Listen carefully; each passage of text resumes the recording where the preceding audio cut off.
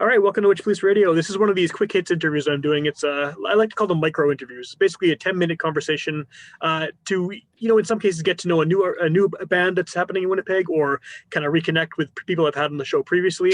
And in this case, I feel like you guys are very new. I just sort of saw the Instagram account, I guess, a couple of days ago, and it looks like a very new project. So I think before I make any assumptions about what it is you guys are doing, if you want to introduce yourselves and give a bit of background about where this project comes from. For sure. Yeah, absolutely. Go ahead, Brandon. Whoever wants to go first. Yeah. You go first, Josh. Okay. Well, as a group, we are Eyesbleed, made up of myself, 25 Com, and Swish Lindros. The project's not necessarily a new project, but we've been working on it for a while and just kept things kind of under wraps. We wanted to do it properly, so we've been putting in a lot of work and staying focused and working on it really hard. We're looking forward to putting it out. Cool. Was this like a pandemic project? Is this something you started working on because of the weird situation we're all in, or does it have roots before then? At first, I was introduced to him from someone that actually was my buddy Dallas, who's mastered music that I've released in John Q. Law, and I was at his place talking to him about it, and then Josh was there, and then we crossed paths, and then we were just casually just kind of making beats on the MPC, and then once this pandemic kind of hit, I was thinking I want to learn how to produce hip hop on Logic Pro. So I actually I bought the actual version of Logic Pro. Should have never given me that CERB money, and started watching tutorials on how to fucking pardon my language. Started watching tutorials on how to just produce and make beats and stuff like that. And yeah, it's been a labor of habit. We've been just kind of going at it for the past 4 months steadily. We stopped working for a bit, and then once this pandemic kind of happened, we went back at it. Okay. Yeah. What is it like sort of unveiling this? Now you have social media accounts, you're kind of getting the word out about what you're doing. What has it been like doing this now, where there's so much uncertainty with everyone, let alone just in the music community? It's just kind of, no one knows what the hell's going on because of this global pandemic, right? It's gotta be a weird time to launch a new project.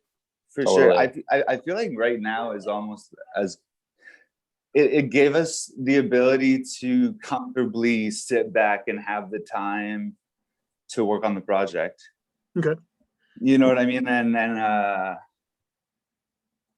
not have the pressure of have to do all the other aspects of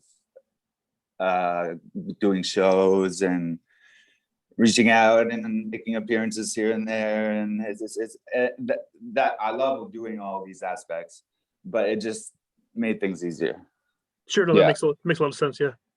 Yeah, and I don't know. I guess right now too, I think despite that, everything sucks right now, this pandemic, I think it couldn't be a better time to work on music or work on yourself, or in any way. We get a chance to be defined by our spare time.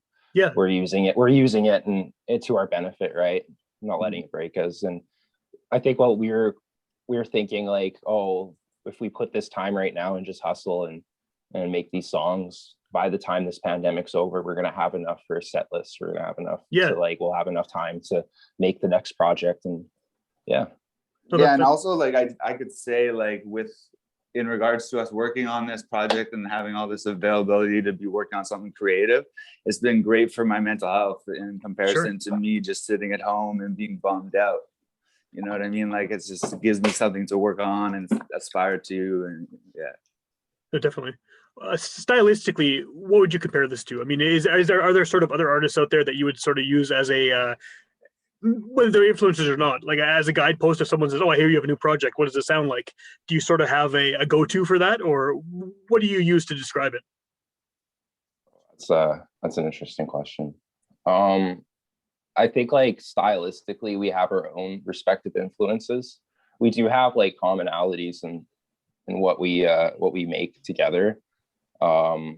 Josh has his influences with his rappers respectively that he likes and listens to, and I have influences with producers that I like, and that's kind of, I guess that's kind of it. Like my influences, I like I guess it was actually back in like the Pout times, before we formed Pout, Brandan, Ari, and I, like we kind of discovered like Bones and Suicide Boys, Chris Travis, the kind of stuff. And that was what made me first interested in making beats, was watching Brandan make these beats and like instrumentals. Yeah. It was cool and it was inspiring. And it took me a long time to get to that point of doing it on my own. But yeah, I don't know if that answers the question effectively. Oh, it was interesting. Anyway, didn't quite answer the question, but no, I mean, I guess maybe a better way to approach the question maybe is, you know, like you're saying before, you kind of got into this because you wanted to make hip hop beats, and that is a genre that at this point in time, you know, after, you know, decades of history now, it's such a wide umbrella. Like hip hop is, it can mean so many different things to so many people, right? And I'm not asking you to define what is hip hop, because I think that's you know, that's an hour long conversation at least, right? But where do you guys fit in? Like, what is it that you feel like you're doing within that umbrella term? Because, you know, someone who's 18 and someone who's 50, their ideas of hip hop is gonna be totally different, and there's so much in between there too. For sure, that's like the big question is what now? What genre of hip hop do you want to dive into? But I think for us, like a big thing from the jump was that we didn't necessarily want to follow into a genre. We wanted to, and our main goal has always been creating our own genre. Yeah, and kind of hopefully trying to pave a path that will be respected under its own kind of like thing, with all due respect to the people that influence the sound that we're creating. Totally. And I don't think we like want to line up behind whatever is cool or whatever the flavor of the month is. Like, we could easily make like, you know, a 3-minute song where we just rhyme everything with and whatever, but we just we wanted to make something a bit honest. I guess we wanted to be very honest with ourselves and know that we're in Winnipeg, and I think our biggest thing right now is we want to make something sound like Winnipeg, you know what I mean? We don't want to sound like another city or anything like that. Well, and that's one of the hallmarks of that genre too, is that like people, hip hop fans in general, I think are very discerning, and they can tell when someone's being fake, right? So I think that a lot of the best stuff in a lot of genres, but that one in particular, is that when you can tell that it's someone reflecting their honest experiences and their honest perspectives, and then you have 300 other people doing like pretending to be from somewhere they're not, and you can see through that. I think good listeners anyway can see through that. People who are actually willing to give something the time to, you know, fully absorb it. Yeah, totally. So what's the plan as far as releasing music at this point? I mean, obviously you've been working on this for a while.